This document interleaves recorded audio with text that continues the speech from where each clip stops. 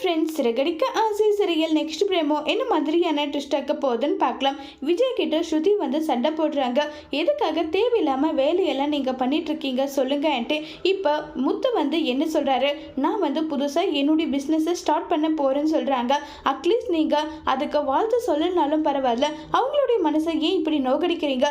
அதுவே வந்து இப்போ மனோஜ் இந்த வேலையை செய்யறாருன்னா முதல் ஆள நீங்க நிப்பீங்க. ஆனா முத்துவை மட்டும் உங்களுக்கு ஏன் பிடிக்க மாட்டேங்குது? முத்து அப்படி என்ன தப்பு பண்ணிட்டாரு? முத்துவை எனக்கும் தான் கல்யாணம் ஆன புதுசுல பிடிக்காது. அவர் பேசுற விதம் எதுவுமே. ஆனா இப்ப அவர் பேசுறது மட்டும்தான் உண்மையா இருக்கு. மீனாவும் அதே மாதிரிதான், அவங்க பேசுறது மட்டும்தான் உண்மையா இருக்கு. இதுல உங்களுடைய உண்மை எதுவுமே கிடையாது. அது எனக்கு நல்லாவே புரியுது. இதுக்கு மேலேயாவது முத்துவை பத்தி புரிஞ்சுக்கிட்டு நடந்துக்கோங்க. உங்களுடைய பையனாவது மனோஜ்ன்ற மாதிரி மட்டும்தான் நீங்க நடந்துக்கிறீங்களே தவிர வேற எப்படியாவது நீங்க நடந்துக்கிறீங்களான்னு சொல்லிட்டு கேட்குறாங்க.